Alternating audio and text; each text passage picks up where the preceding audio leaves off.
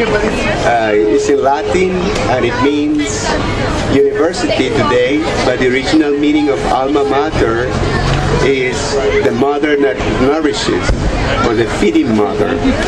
So Alma Mater I would translate as University I, or from the original meaning, the mother that nourishes. It relates experience from my schoolwork that comprehends a lot of my life. So I like to read in Spanish, English, and French. So I'm going to start reading a poem in Spanish that says mi sitio, which means my site. And it says, hubo también una mujer que me dijo adiós. Ella comprendía bien que todo era ilusión. No entendía ni el dolor, ni el placer, y menos el amor. Solo quedó en su mente que me fuera para siempre, sin tregua para el perdón, ni momento de despedida para la eterna salvación. Ya tampoco existió la flor, la mística mirada del dolor, donde llovían lágrimas de desesperado desconsuelo, donde la sabiduría no era síntoma de bien ni de mal, solo la premonición del futuro y de tantas facetas ilusas, de equívocas profecías, de profetas perdidos en las barbas dulces del pecado original y final. Entonces no hubo tampoco ni engaño ni mentira, y el último día del año, a medianoche, a las 12, al momento del goce, una duda partía en dos el sentimiento taciturno de la efímera esperanza de la augusta salvación. Allí, partir a mi sitio era el fin. No tenía confines al parecer, así que mi sitio converge en lo ubicuo, siempre a donde quiera vaya. Okay, otro poema. Another poem is dedicated to a lady from Bogotá, Colombia, and it says, winning over time, ganando sobre el tiempo. Escribiendo, gano sobre el tiempo, que es el dueño de tus encantos, que me lleva como el viento y me deja lleno de goce bajo el manto. Encuentro el triunfo sin límites, quedándome frente a tu aliento. Tu hálito tierno acaricia mis labios, voces de adentro traen mi sentimiento. Las rubias danzan y entregan todo, todo, todo, mas tú entera te llenas y te afecta el sentimiento recodo y no sabes si el alma misma te quema. Ajeno al sufrimiento me inspiro, con espíritu ferviente y casi reviento. Voz que me llama como un lamento, recuerdo amargo por lo perdido. Okay. And this poem that means in Spanish, soneto para revertir la vida, a sonnet to revert life, is dedicated to my cousin Catherine. It says, a mis 20, un corazón dulce inmenso en ternura, esparce el sentimiento sobre las olas en un lazo eterno. Nuestros pies mojados con el barro de mi tierra, caricia de la brisa que nos une para siempre. A los 20, vuelvo al lago inmenso donde soñaba y despierto con el horizonte de mi mar, la mar. Callo en el silencio vano de los enamorados y siento el cálido abrigo de tus manos de seda. Me agrada el recuerdo de nuestro andar unidos, nuestros pasos mojados por la resaca y el barro, la sal de nuestro mar, nuestro cielo y nuestras huellas. Si lograra revertir mis años, te me haría diferente y sería el enamorado más amado, el joven olvidado, recordado por el tiempo. And I'm going to read one more in Spanish, and that is actually the last poem in that Spanish section, and it says,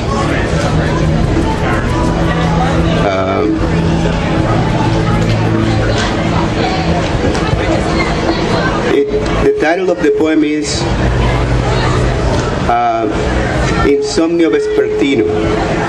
Okay, so Insomnio Vespertino. Plácido amor, rosas decoradas con lazos de pasión, árbol crecido y valiente mirándome alegre, redoblar de tambores en la lontananza, todo visto, mezclado y sentido al unísono. ¿Cómo arrancaste de mí el sentimiento que si fue sin adioses mi dolor? Se quedó solo el recuerdo inédito de un sueño que nunca duró. Insomnio vespertino, somnolencia matutina, despiertan el lamento por el tiempo perdido, abatidos por otros sueños mejor pasados, escondidos. Siento tus caricias apasionadas en otras. Amo el silencio, la pasión nocturna y bohemia. Me siento hombre libre, humano y ganador. And I will read now from this English section.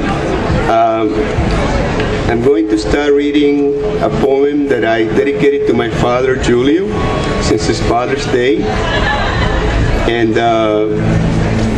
the poem is entitled I Swear, O Father.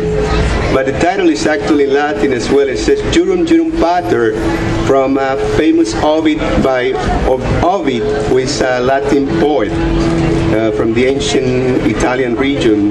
And the Latin epithet says Jurum Jurum Pater nunquam componere versus, e qui tentava dicere versus erat, which means I swear, O Father, never to write verses. And anything he tried to say was actually verses. So I will read Jurum Jurum Pater. How did she do this? If I had ever listened to you, I would have certainly succeeded. I would have not exposed my early deeds, the well-become paradigm's view. If I had controlled the space grid, I would have spread the tender love. I would have flown the sky like the white oaks and surrendered my consciousness to the mystique.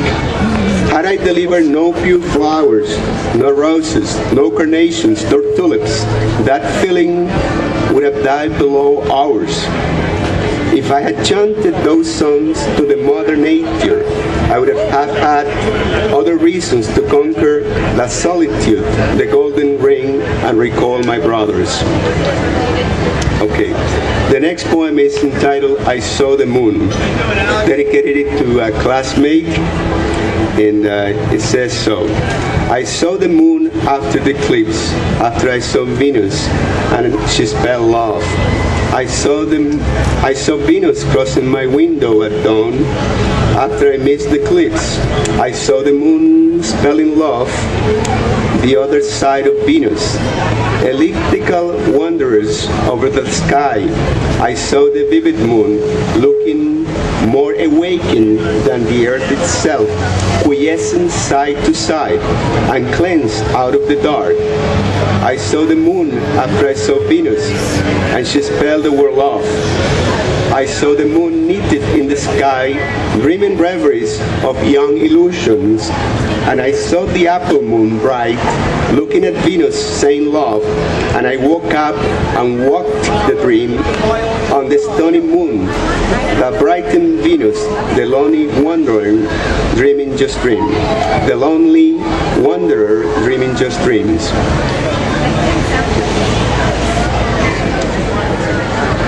Okay, I will read now. If you didn't smoke, you know, I find smoking as flatulence. I'm very allergic to smoke, so I wrote this poem for a friend who used to smoke and wanted to be my friend, but she and I could not synergize because she smoked. So the poem says so. If you didn't smoke, my days with you would be beautiful, blooming hornless roses emanating from your red lips. If you didn't smoke, your kisses would have a candid aroma, coffee, vanilla, or even nougat with a feminine touch. If you didn't smoke, your flesh would be all vivid and sharpened by the sun, shining pink and fresh. If you didn't smoke, the rose rose would not die sooner. The rose would feel your young aroma and live eternally. If you didn't smoke, the flower would not smell of the ashes of despair and the winds of solitude. If you didn't smoke, a bright day would be all ours. The earth would never stop rewinding if you didn't smoke. But everything becomes emptiness when you smoke. Okay. I would like to read a poem from the next book. My next book is called Alma Mater II, and I will have a subtitle. It's the second part of this book. And I will try to read it the way I imagined when I actually wrote it. So the title of the poem is Surreal is Our Love, and it says so. Surreal is our love, painted in blue, in carmine, and orange. Let the colors vanish in lines that can dissolve into blends. Let the lines speak of shapes and trust, that my verses travel on each point, on each line. Surreal is our friendship that expands into love feelings, unknown to the present, unknown to our ages. We love each other naively, like two youngsters that went to school together. Let me kiss your lips in the shadow of happiness. Against our will, destiny takes over our souls and unites us without despair. Surreal is Dali, lines dressed in color. Espresso served very hot, caressing your lips and mine. Breaking fear, our hearts beat next to each other. Okay. Now, the next poem is Jazz Dinner for Two, and it says so. The crimson red oval of wine tingles on the white table. A bright drop becomes transparent to the eye. The sparkling blessed drink satisfies the heart and excites the soul at the sound of jazz. The sensual tempress opens a slight sight over the flying wreck felt cup. A murmur from her cayman lips tastes the French vanity wine with a whisper that wounds the white and oval red. I think I'll go to the next point. Okay.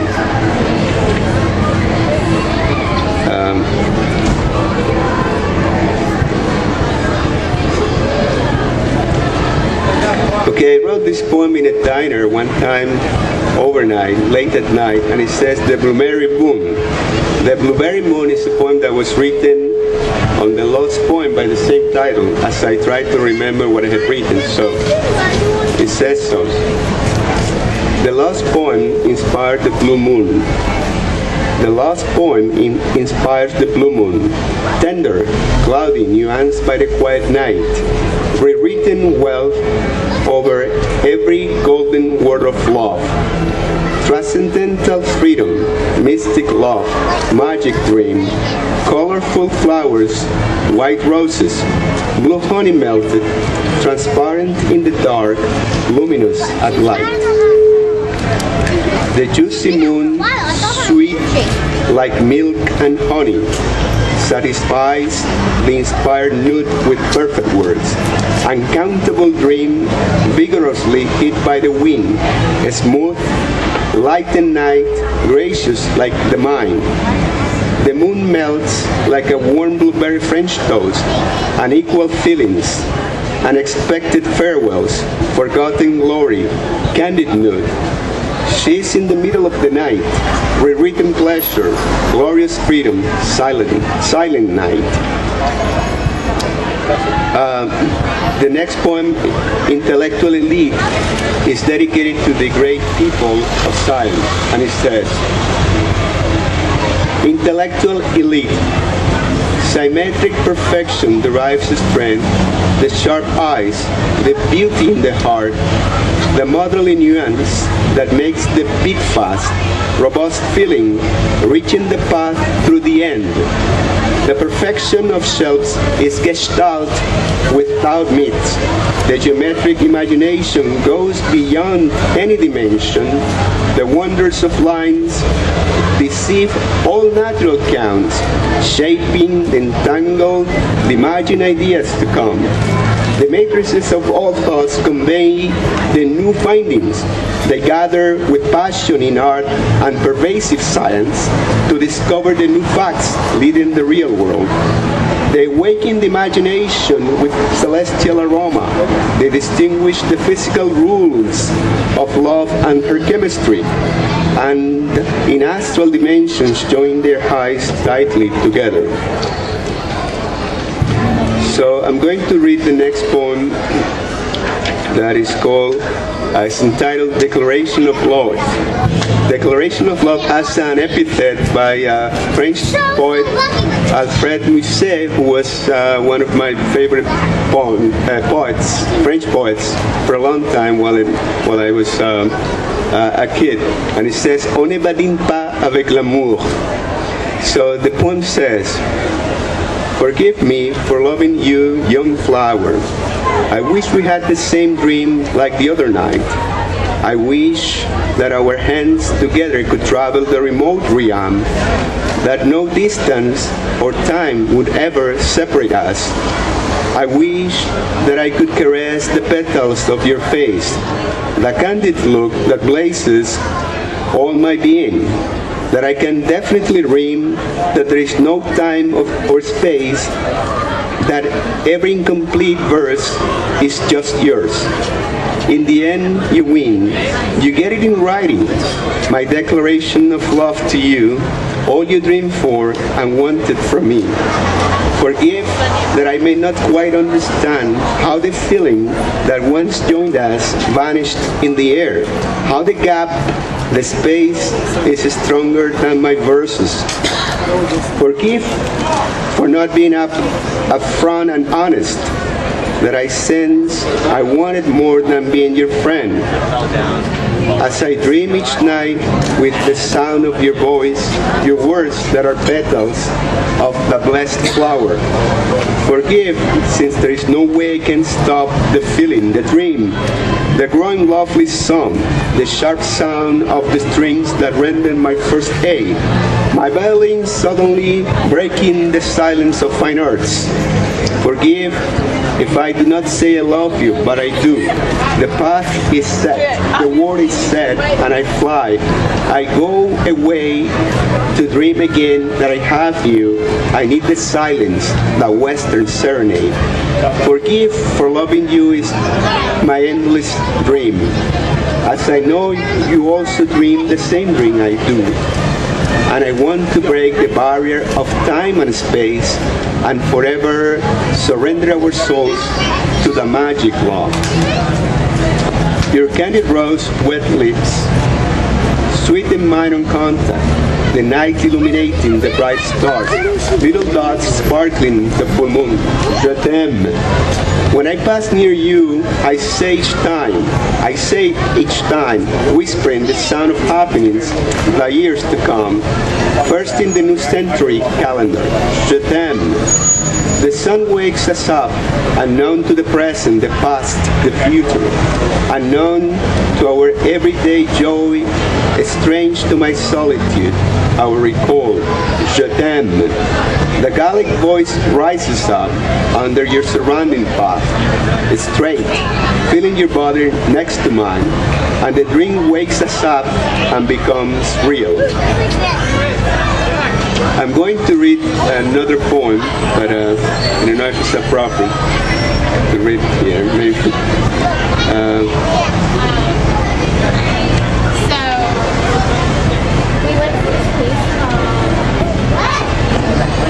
I'm going to read the poem New York. New York.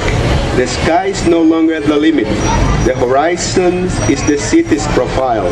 The skyscrapers covered by brightening clouds enlighten the beauty of the mighty night. At center, the triangular colors of the Empire State, the Hudson brightens its water with mystic projection. Reflections that stream up downtown over history, streets where unknown walkers hurry to work. And as the New York Times reports, subway riders read the news that the Daily News reported in tabloid and the Wall Street Journal did not ignore, although it was focused on the market that is lit and woke up rising again. And New York has the peace of the lovers, the forgiveness of the man who drank too much on a weekend night and lies filthy on the sidewalk of a lonely, forgotten street.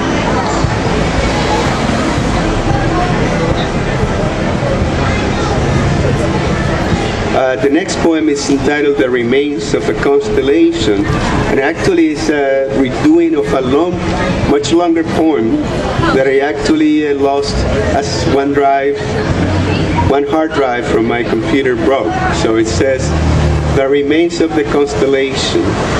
The land is covered with ivory eyes at the north and thick wilderness on the south. There is no mankind controlling the visible world. There is no sense of peace or war, just a frozen snapshot. The hidden forces rise below, striking the power. The hidden forces rise from below, striking the power, coming from above as we feel the earthly arrival. There is a somber noise, windless from the center of the earth, wet sounds that erupt from prehistory ashy volcanoes. Men walk on the icy snow, on the thick, grassy wilderness. They climb to the inhabited mountains and discover wildlife. The dark outer space reduces to white and green at light. Trees erupt, flowers bloom. As I wake up, you are there, as hundreds of years of the stillness awake the land.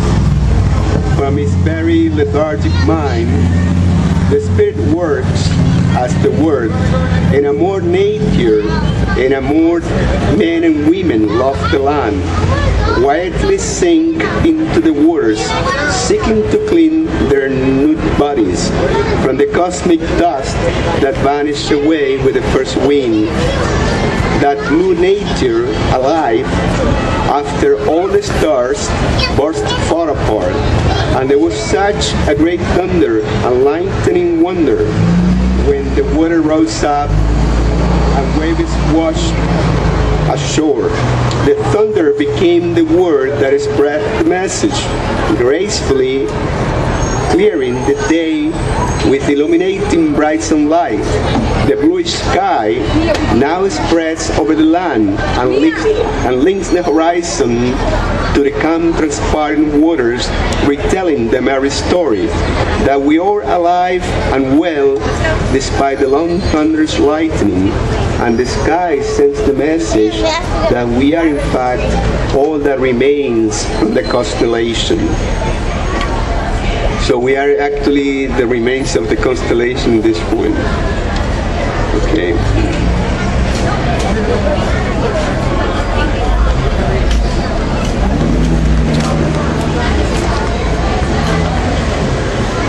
Okay, the next poem is called Sitting at the Park. Sitting at the park, we enjoy the memories that you cherish the most.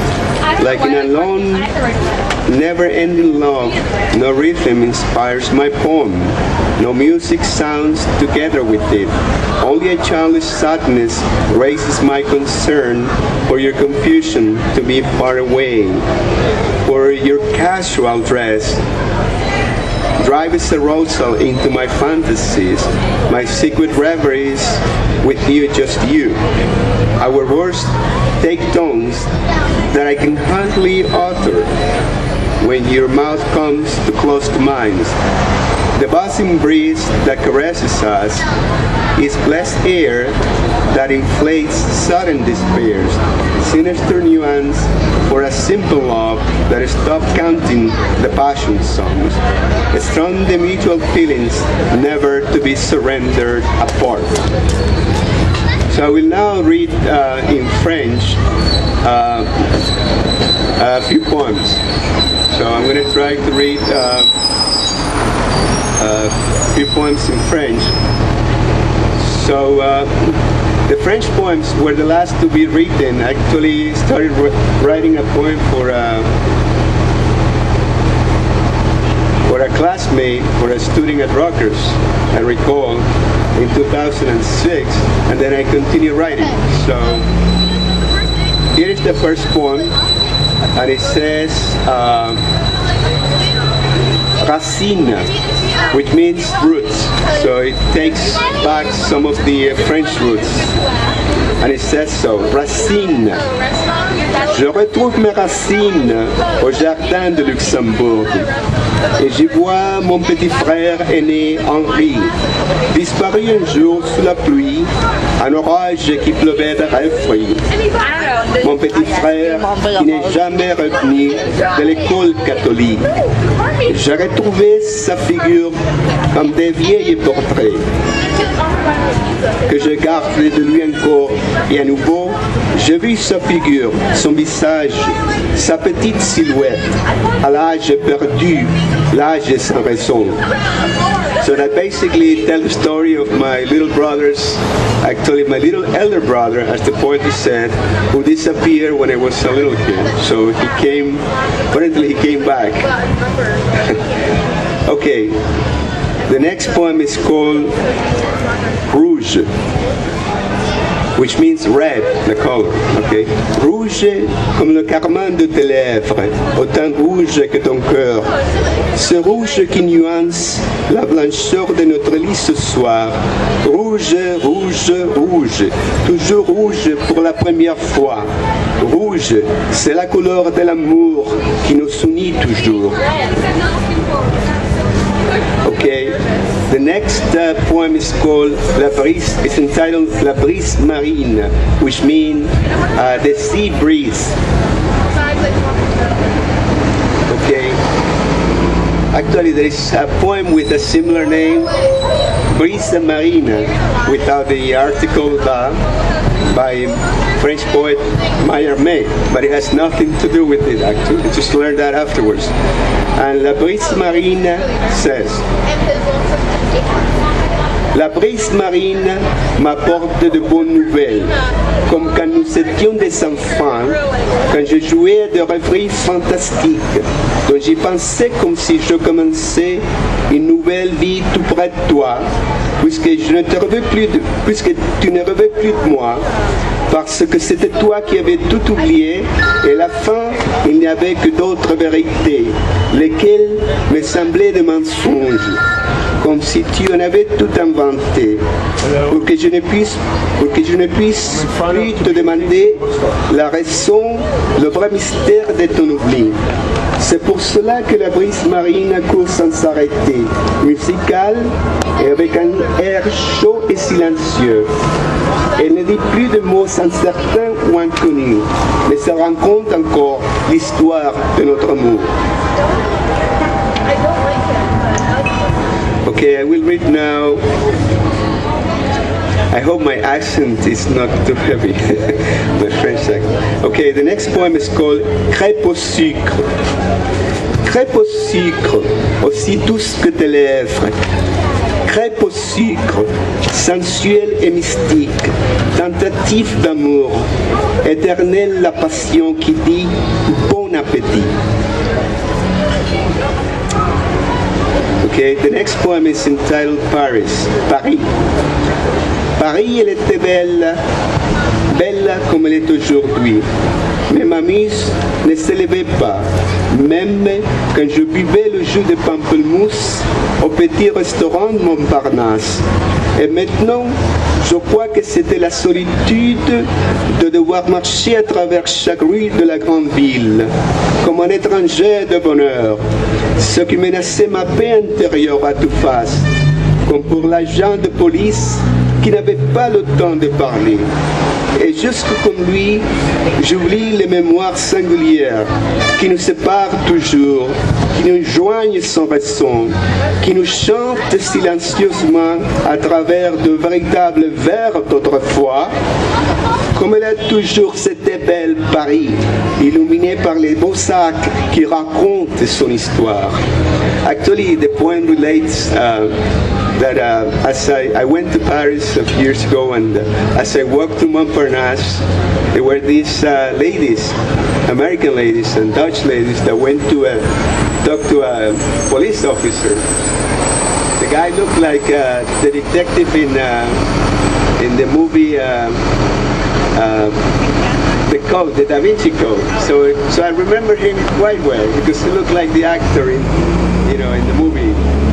So the ladies approached the officer and they asked if they were asking for directions or something else. And he was so busy that he said, "On n'a pas le temps de parler. On n'a pas le temps de parler." He said, "There is no time to talk now." So he wasn't an investigator. So that's what this poem relates in this. And actually, I relate the story of my walking in Montparnasse, which is a very historic area in Paris. I will now read the poem L'homme à la table carrée.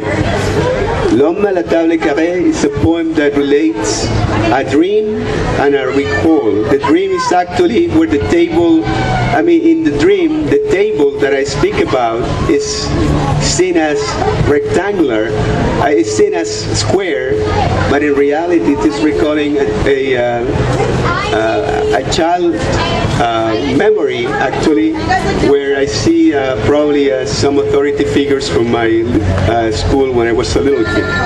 So one of the supporters of the school, I guess. So l'homme à la table carrée. La table carrée était véritablement rectangulaire et c'était comme si l'on la voyait sous des perspectives incertaines, remplie de vanités humaines, presque valsaciennes. Et lui, il était là-bas, aux côtés de toi, commandant le groupe, regardant les enfants, lesquels ne pourraient jamais s'en oublier du fait qu'il les aimait. L'homme à la table rectangulaire avait les yeux bleus et les cheveux gris, et une petite moustache qui lui distinguait d'autrui. Il ressemblait à son frère avec la boucle d'oreille dorée, avec la pierre de jade noire de son pouvoir royal, des augures de la bonne chance et de l'immense avenir. L'homme à la table carrée ne connaissait rien de son passé, mais il savait bien de son présent et de son futur. Son visage brillant n'était ni beau ni laid, mais sa figure montrait déjà l'effort de chaque jour vécu. Okay. Alors, the next poem, ça s'appelle La femme qui revient, The Woman Who Comes Back. La femme qui revient. Je te vis partir une soirée sombre qui s'était étendue sur le ciel rempli d'azur. Il n'y avait pas d'objets interdits. Mais par contre, où l'on y trouvait l'amour partout. La soirée maigrit avec des collages couleur bleue, tandis qu'elle noircit aussi comme si c'était la fin du monde. Et la matinée se réveilla muette et coquette.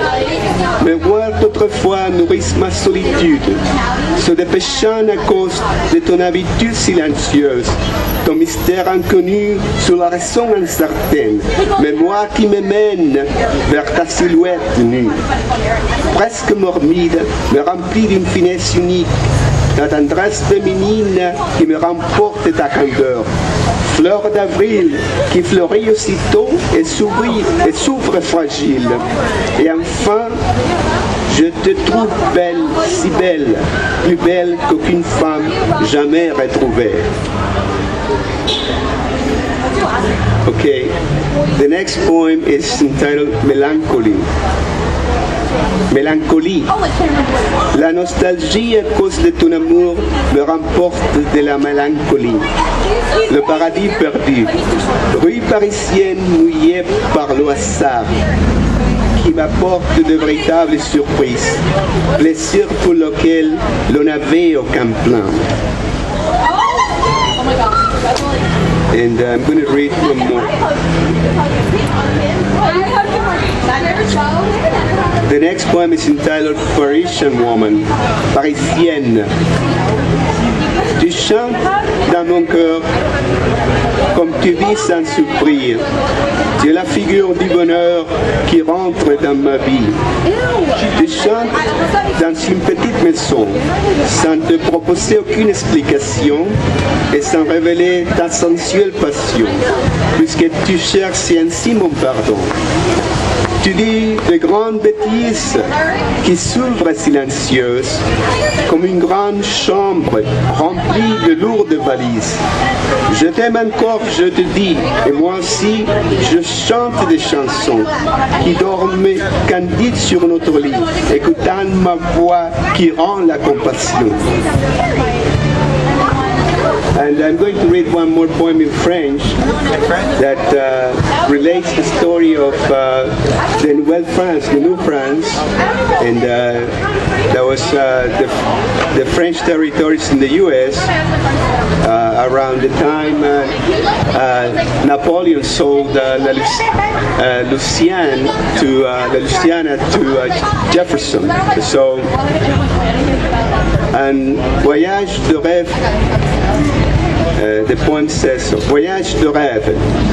La ville lumière brille avec la nouvelle pensée qui évoque la renaissance de l'amour à la connaissance, racontant des histoires héroïques jamais oubliées et toujours racontées aux petits enfants qui ne l'oublieront jamais. Les gens illustres qui ont eu l'occasion de traverser l'Atlantique pour connaître la nouvelle terre où elle fleurit aussi la liberté, où l'égalité n'a pas de couleur ou différence de croyance, où la fraternité se montre comme une réalité quotidienne. C'était le rêve de la Nouvelle-France, c'est le rêve de l'Amérique. But I think I'd like to stop here. I think I've read a few poems. I'm not sure. I recommend that you, those who are listening or here, can actually purchase Alma Mater I, and it's in Latin, and it means University One, or the mother that nourishes, the feeding mother. Okay. Thank you. Very nice. Okay. Thank you. I hope it was fun. I mean, there's so much.